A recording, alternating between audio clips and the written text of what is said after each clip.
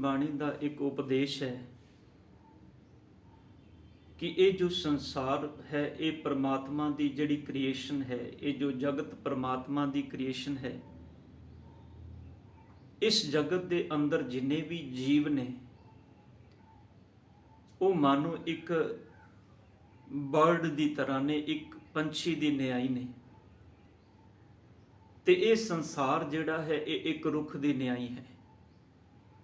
ਗੁਰੂ ਅਰਜਨ ਦੇਵ ਪਾਤਸ਼ਾਹ ਜੀ ਦੇ ਇਹ ਪਾਵਨ ਬਚਨਾਂ ਪੜ੍ਹਦੇ ਹੋ, ਸਤਿਗੁਰੂ ਜੀ ਬਖਸ਼ਿਸ਼ ਕਰਦੇ ਨੇ। ਪਾਤਸ਼ਾਹ ਕਹਿੰਦੇ ਨੇ, ਬਿਰਖੈ ਹੇਤ ਸਭ ਜੰਤ ਇਕੱਠੇ, ਇੱਕ ਤੱਤੇ ਇੱਕ ਬੋਲਣ ਮਿੱਠੇ। ਇਹ ਜਿਹੜਾ ਸੰਸਾਰ ਹੈ, ਸਾਹਿਬ ਕਹਿੰਦੇ ਨੇ, this all the world like a tree and all the human being like a bird. ਇਹ ਸਾਰੇ ਜੰਤ ਜਿਹੜੇ ਨੇ ਇਹ ਇੱਕ ਪੰਛੀ ਦੇ ਨਿਆਈ ਨੇ। ਪਰ ਹੁਣ ਗੱਲ ਜਿਹੜੀ ਸਮਝਣ ਵਾਲੀ ਹੈ ਸਾਧ ਸੰਗਤ, ਉਹਨੂੰ ਥੋੜਾ ਧਿਆਨ ਨਾਲ ਬੇਨਤੀ ਹੈ ਆਪ ਜੀ ਜ਼ਰੂਰ ਸਰਵਣ ਕਰੋ।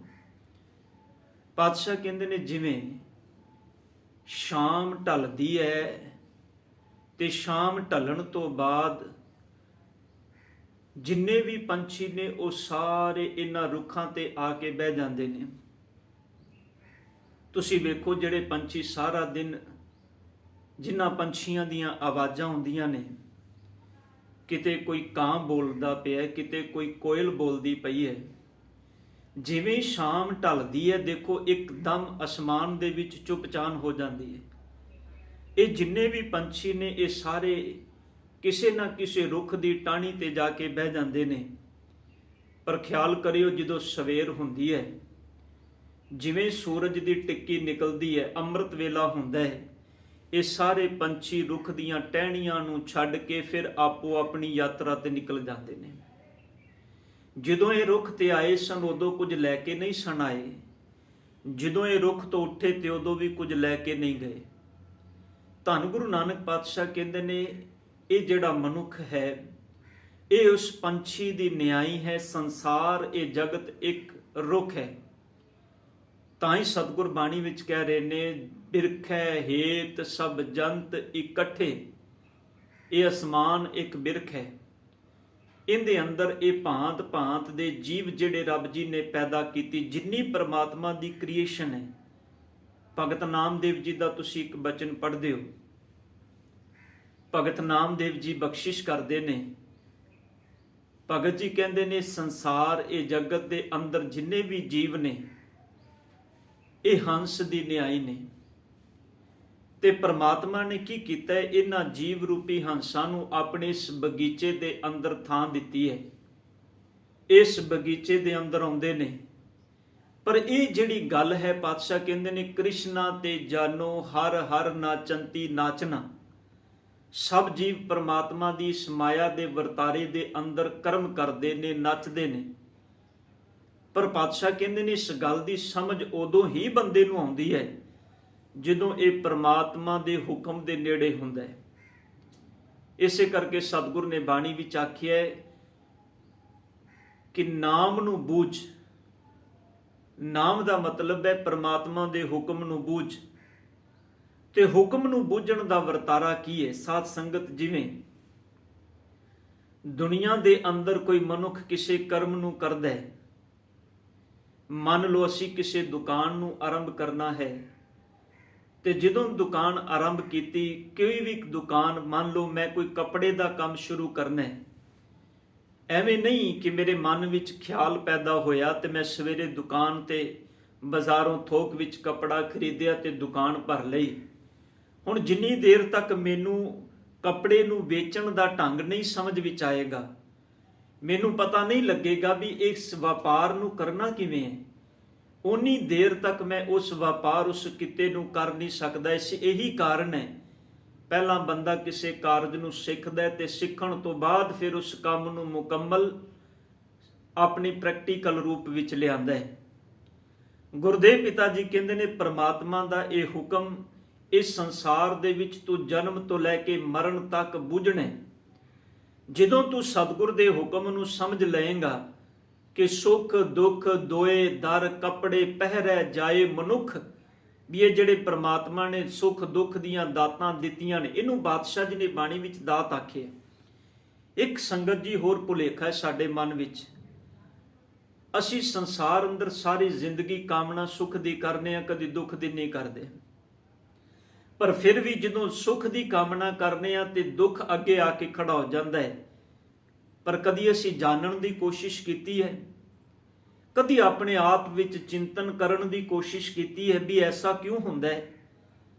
ਤੇ ਸਤਿਗੁਰ ਕੀ ਪਾਵਨ ਬਾਣੀ ਕਹਿੰਦੀ ਐਸਾ ਇਸ ਕਰਕੇ ਹੁੰਦਾ ਹੈ ਕਿਉਂਕਿ ਇਹ ਦੋ ਦਾਤਾਂ ਨੇ ਜਿਹੜੀਆਂ ਜੀਵਨ ਦੇ ਅੰਦਰ ਨਾਲੋਂ ਨਾਲ ਚੱਲਦੀਆਂ ਨੇ।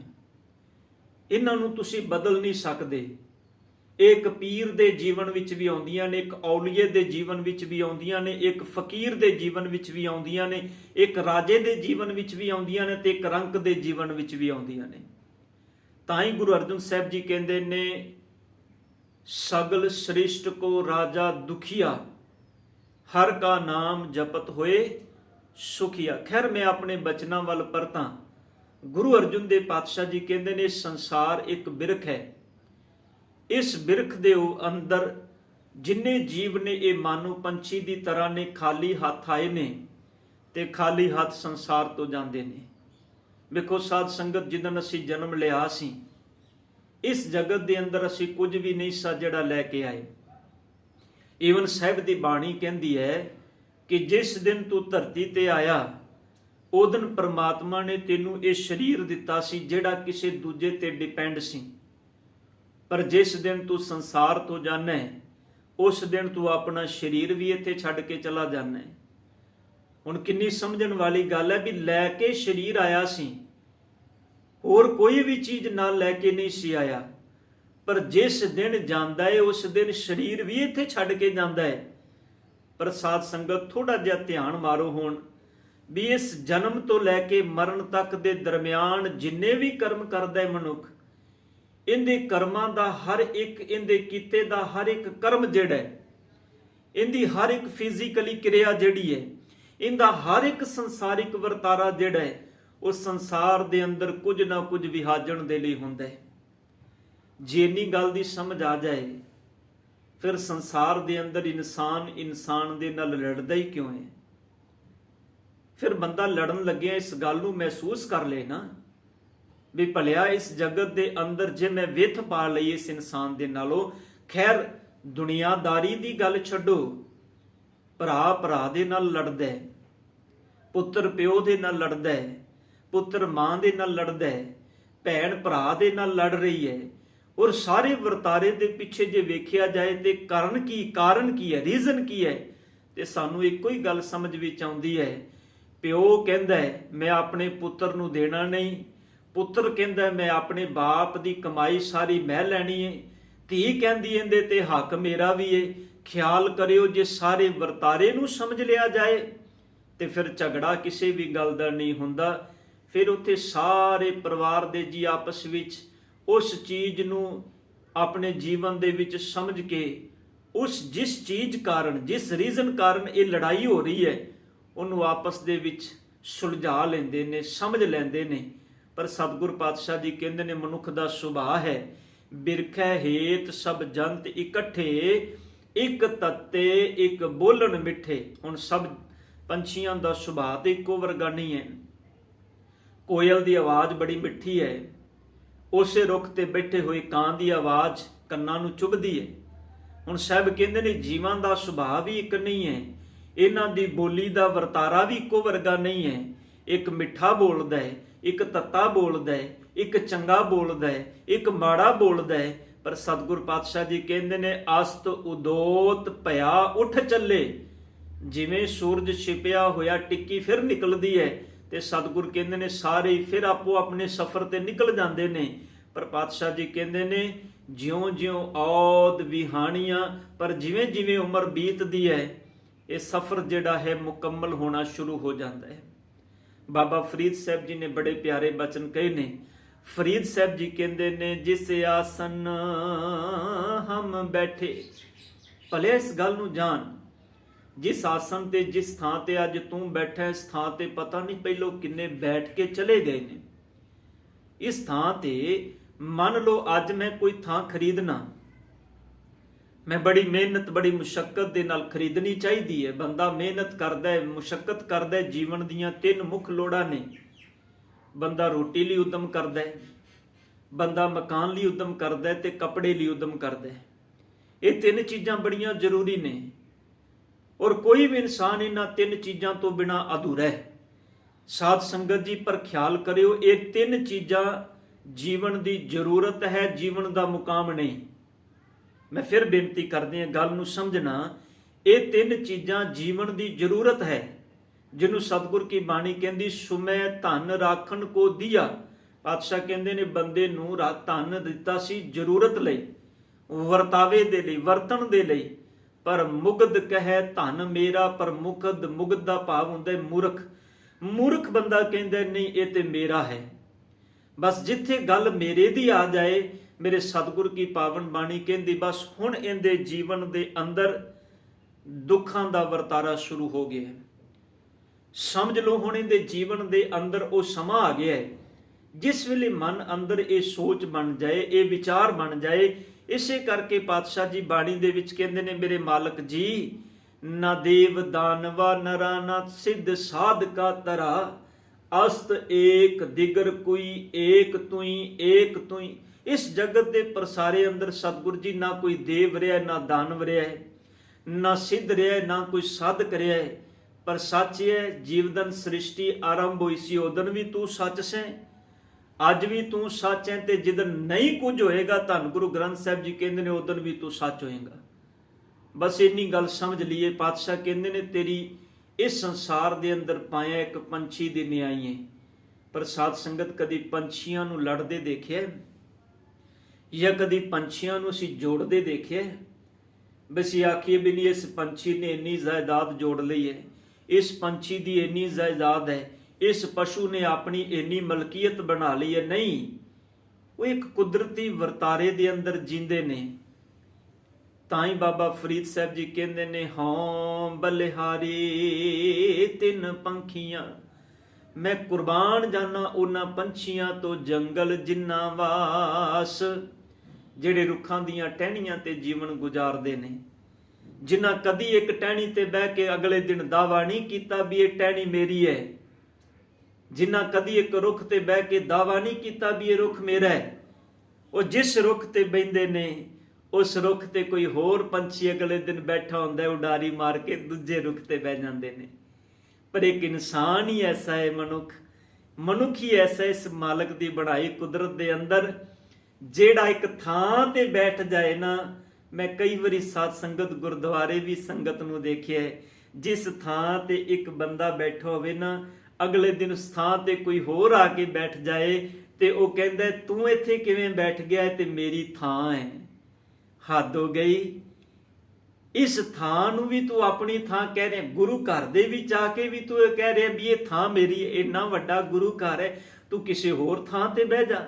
ਪਰ ਸੱਚ ਇਹ ਸਤਿਗੁਰ ਕਹਿੰਦੇ ਨੇ, ਇਹਦੀ ਸੁਰਤ ਦੇ ਅੰਦਰ ਇਹ ਚੀਜ਼ ਕਾਇਮ ਹੋ ਗਈ ਹੈ ਵੀ ਇਹ ਜਗਤ ਮੇਰਾ ਹੈ, ਇਹ ਸੰਸਾਰ ਮੇਰਾ ਹੈ, ਇਹ ਮਲਕੀਅਤ ਮੇਰੀ ਹੈ, ਇਹ ਜਗਤ ਮੇਰਾ ਹੈ। ਬਾਬਾ ਨਾਨਕ ਜੀ ਕਹਿੰਦੇ ਨੇ, 2 ਦੀਵੇ 14 ਹਟ ਨਾਲੇ। ਪਰਮਾਤਮਾ ਨੇ 2 ਦੀਵੇ ਪੈਦਾ ਕੀਤੇ ਨੇ, ਸੂਰਜ ਤੇ ਚੰਦਰਮਾ। 14 ਲੋਕ ਪਰਮਾਤਮਾ ਨੇ ਬਣਾਏ। ਇੱਕ ਮੈਥੋਲੋਜੀ ਹੈ, ਇਸਲਾਮ ਧਰਮ ਦੇ ਮੁਤਾਬਕ 14 ਲੋਕ ਮੰਨੇ ਗਏ। ਉਰੇ ਆਖਿਆ ਗਿਆ ਵੀ ਕਿਸੇ 7ਵੇਂ ਲੋਕ ਤੇ ਪਰਮਾਤਮਾ ਰਹਿੰਦਾ, ਰੱਬ ਰਹਿੰਦਾ। ਪਰ ਗੁਰਮਤ ਦਾ ਵਿਧਾਨ ਕੀ ਹੈ? ਗੁਰਬਾਣੀ ਕਹਿੰਦੀ ਹੈ, ਪਾਤਾਲਾਂ ਪਾਤਾਲ ਲਖ, ਆਗਾਸ਼ਾਂ ਆਗਾਸ਼, ਓੜਕ ਓੜਕ ਭਾਲ ਥਕੇ ਵੇਦ ਕਹਿਣ ਇੱਕ ਬਾਤ। ਸ਼ਬਦ ਦੀ ਬਾਣੀ ਕਹਿੰਦੀ ਪਾਤਾਲਾਂ, ਲੱਖ ਪਾਤਾਲ ਨੇ, ਲੱਖ ਆਕਾਸ਼ ਨੇ। ਸਾਹਿਬ ਨੇ ਕਿਤੇ ਬਾਣੀ ਦੇ ਅੰਦਰ ਇਹ ਨਹੀਂ ਆਖਿਆ ਵੀ ਨਹੀਂ ਇੰਨੇ ਆਕਾਸ਼ ਤੇ ਇੰਨੇ ਪਾਤਾਲ ਨੇ। ਹੁਣ ਸਤਿਗੁਰ ਪਾਤਸ਼ਾਹ ਜੀ ਜਿੱਥੇ ਗੱਲ ਕਰਦੇ ਨੇ ਬੜੀ ਲੌਜੀਕਲੀ ਕਰਦੇ ਨੇ, ਤੇ ਸਾਹਿਬ ਜੀ ਕਹਿੰਦੇ ਨੇ, ਦੇਖ ਬੰਦਿਆ, ਆਪਣੇ ਜੀਵਨ ਦੇ ਅੰਦਰ ਇਸ ਗੱਲ ਨੂੰ ਸਮਝ। ਪਰਮਾਤਮਾ ਨੇ 2 ਦੀਵੇ ਸੂਰਜ ਤੇ ਚੰਦਰਮਾ ਪੈਦਾ ਕੀਤੇ ਨੇ। ਦਿਨ ਚੜ੍ਹਦਾ, ਸੂਰਜ ਰੂਪੀ ਦੀਵਾ ਜਗਦਾ ਹੈ, ਰਾਤ ਆਉਂਦੀ ਹੈ, ਚੰਦਰਮਾ ਰੂਪੀ ਦੀਵਾ ਜਗਦਾ ਹੈ। ਪਾਤਸ਼ਾਹ ਕਹਿੰਦੇ ਨੇ, 14 ਹਟਨਾਲੇ, 14 ਲੋਕ ਨੇ, ਜੇਤੇ ਜੀ ਤੇਤੇ ਵਣਜਾਰੇ। ਬਸ ਆਹ ਗੱਲ ਸਾਧ ਸੰਗਤ ਜੀ ਪਕੜਨ ਵਾਲੀ ਹੈ।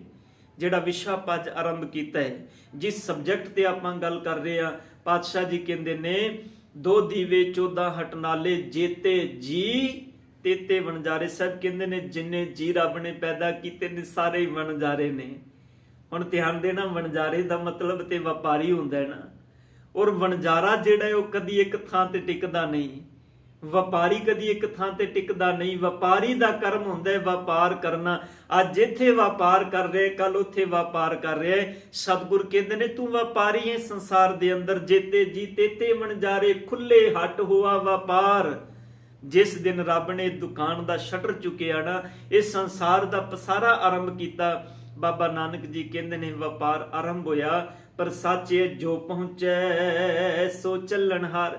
ਸਾਹਿਬ ਕਹਿੰਦੇ ਨੇ ਜਿਹੜਾ ਇੱਥੇ ਆਇਆ ਹੈ ਉਹਨੇ ਇੱਕ ਦਿਨ ਜਾਣਾ ਜ਼ਰੂਰ ਹੈ। ਐਸਾ ਨਹੀਂ ਹੈ ਵੀ ਕੋਈ ਆਖੇ ਮੈਂ ਇੱਥੇ ਸਦਾ ਸੰਸਾਰ ਵਿੱਚ ਰਹਿਣਾ। ਇਹਨੂੰ ਹੀ ਪਾਤਸ਼ਾਹ ਕਹਿੰਦੇ ਨੇ ਇੱਕ ਤੱਤੇ ਇੱਕ ਬੋਲਣ ਮਿੱਠੇ, ਅਸਤ ਉਦੋਤ ਭਇਆ ਉੱਠ ਚੱਲੇ। ਦਿਨ ਤੋਂ ਰਾਤ ਸ਼ਾਮ ਢਲ ਗਈ, ਫਿਰ ਸਵੇਰ ਆ ਗਈ, ਸੂਰਜ ਛੁਪਿਆ ਫਿਰ ਚੜ ਗਿਆ। ਸਤਿਗੁਰ ਕਹਿੰਦੇ ਨੇ ਸਾਰੇ ਪੰਛੀ ਆਪਣੇ ਆਪਣੀਆਂ ਰੁੱਖਾਂ ਤੋਂ ਉਡਾਰੀਆਂ ਮਾਰ ਕੇ ਜਿੱਥੇ ਬੈਠੇ ਸਨ ਆਪਣੇ ਆਪਣੇ ਕੰਮਾਂ ਵਾਸਤੇ ਨਿਕਲ ਗਏ, ਰਿਜ਼ਕ ਦੀ ਭਾਲ ਵਿੱਚ ਨਿਕਲ ਗਏ। ਬੰਦਿਆ ਤੂੰ ਸੰਸਾਰ ਤੇ ਆਇਆ ਹੈ, ਸਾਰੀ ਜ਼ਿੰਦਗੀ ਰਿਜ਼ਕ ਦੀ ਭਾਲ ਕਰਦਾ ਹੈ, ਪਰ ਇੱਕ ਗੱਲ ਚੇਤੇ ਰੱਖੀ, ਉਸ ਰੁੱਖ ਤੇ ਬੈਠਣ ਵਾਲੇ ਪੰਛੀ ਦੀ ਨਿਆਈ ਤੂੰ ਵੀ ਇਸ ਸੰਸਾਰ ਵਿੱਚ ਉੱਠ ਜਾਣਾ ਹੈ। ਸੰਸਾਰ ਤੇਰਾ ਸਦੀਵੀ ਘਰ ਨਹੀਂ ਹੈ। ਤੂੰ ਖਾਲੀ ਹੱਥ ਆਇਆ ਸੈਂ, ਤੂੰ ਖਾਲੀ ਹੱਥ ਜਾਣਾ ਹੈ। ਪਰ ਸੱਚ ਇਹ ਹੈ, ਜਿਹੜੇ ਚੰਗੇ ਕਰਮ ਤੂੰ ਜੀਵਨ ਵਿੱਚ ਕਰਕੇ ਜਾਏਗਾ, ਤੇਰੇ ਕੀਤੇ ਹੋਏ ਚੰਗੇ ਕਰਮ ਆਉਣ ਵਾਲੀ ਪੀੜ੍ਹੀ ਦੇ ਲਈ, ਆਉਣ ਵਾਲੀ ਲੋਕਾਈ ਦੇ ਲਈ, ਆਉਣ ਵਾਲੇ ਲੋਕਾਂ ਦੇ ਲਈ ਪ੍ਰੇਰਨਾ ਹੋਣਗੇ। ਜਿਹੜੇ ਉਹ ਕਰਮ ਕਰਕੇ ਜਾਣ ਜਿਹੜੇ ਆਉਣ ਵਾਲੀ ਪੀੜ੍ਹੀ ਲਈ ਪ੍ਰੇਰਨਾ ਬਣਦੇ ਨੇ, ਉਹਨਾਂ ਕਰਮਾਂ ਨੂੰ ਵੀ ਸਿਜਦਾ ਕੀਤਾ ਜਾਂਦਾ ਹੈ ਤੇ ਉਸ ਮਨੁੱਖ ਨੂੰ ਵੀ ਸਿਜਦਾ ਕੀਤਾ ਜਾਂਦਾ ਹੈ। ਸਾਧ ਸੰਗਤ ਜੀ, ਇਸ ਕਰਕੇ ਸਤਿਗੁਰ ਕਹਿੰਦੇ ਨੇ ਆਪਣੇ ਜੀਵਨ ਦੇ ਅੰਦਰ ਇਸ ਗੱਲ ਨੂੰ ਸਮਝ ਲੈ, ਤੂੰ ਜਿੱਦਣ ਆਇਆ ਸੈਂ ਉਦਣ ਵੀ ਕੁਝ ਨਹੀਂ ਲੈ ਕੇ ਆਇਆ ਸੈਂ, ਤੇ ਜਿੱਦਣ ਜਾਣਾ ਹੈ ਉਦਣ ਵੀ ਕੁਝ ਨਹੀਂ ਲੈ ਕੇ ਜਾਣਾ। ਇੱਕ ਅਦੀਬ ਦੇ ਬੜੇ ਪਿਆਰੇ ਬੋਲ ਨੇ, ਉਹ ਕਹਿੰਦਾ ਆਦਮੀ का जिस्म क्या है जिस पे सैदा है जहां, एक मिट्टी की इमारत एक मिट्टी का मकान, खूना चूना गारा खून इसका, ईंटे इसकी हड्डियां, चंद ख्यालों पर टिका है ये ख्याली आसमां, मौत की पुरजोर आंधी जब इससे टकराएगी ये इमारत टूट कर बिखर जाएगी। सच है जिदन मौत ਦੀ ਹਨੇਰੀ ਆਈ, ਇਮਾਰਤ ਕਿੰਨੀ ਵੀ ਉੱਚੀ ਕਿਉਂ ਨਾ ਹੋਵੇ, ਇਮਾਰਤ ਕਿੰਨੀ ਵੀ ਵੱਡੀ ਕਿਉਂ ਨਾ ਹੋਵੇ, ਉਹ ਇਮਾਰਤ ਟੁੱਟ ਜਾਂਦੀ ਹੈ ਜਿਦਨ ਜ਼ੋਰ ਦੀ ਹਨੇਰੀ ਦਾ ਬੁੱਲਾ ਆਵੇ। ਸਾਧ ਸੰਗਤ ਸੱਚ ਹੈ, ਜਿਦਨ ਮੌਤ ਦੀ ਹਨੇਰੀ ਆਈ ਉਦਨ ਰਾਜੇ ਦੀ ਦੀਵਾਰ ਵੀ ਸਰੀਰ ਦੀ ਟੁੱਟ ਜਾਂਦੀ ਹੈ। ਉਦਨ ਰੰਗ ਦੀ, ਫਕੀਰ ਦੀ, ਔਲੀਏ ਦੀ, ਪੀਰ ਦੀ, ਹਰ ਇੱਕ ਦੀ ਜਿਨੇ ਸੰਸਾਰ ਵਿੱਚ ਜਨਮ ਲਿਆ ਹੈ ਉਹਦੇ ਸਰੀਰ ਦੀ ਦੀਵਾਰ ਟੁੱਟ ਜਾਂਦੀ ਹੈ। ਤਾਂ ਹੀ ਗੁਰੂ ਤੇਗ ਬਹਾਦਰ ਸਾਹਿਬ ਕਹਿੰਦੇ ਨੇ ਰਾਮ ਗਇਓ ਰਾਵਣ ਗਇਓ ਜਾਂ ਕੋ ਬੋ ਪਰਵਾਰ, ਕਹੋ ਨਾਨਕ ਥਿਰ ਕਛ ਨਹੀਂ ਸੁਪਨੇ ਜਿਉ ਸੰਸਾਰ। ਸਤਿਗੁਰ ਕੀ ਬਾਣੀ ਵਿੱਚੋਂ ਸਾਧ ਸੰਗਤ ਇਸ ਵਿਸ਼ੇ ਨੂੰ ਸਮਝਣ ਦਾ ਯਤਨ ਕਰੀਏ।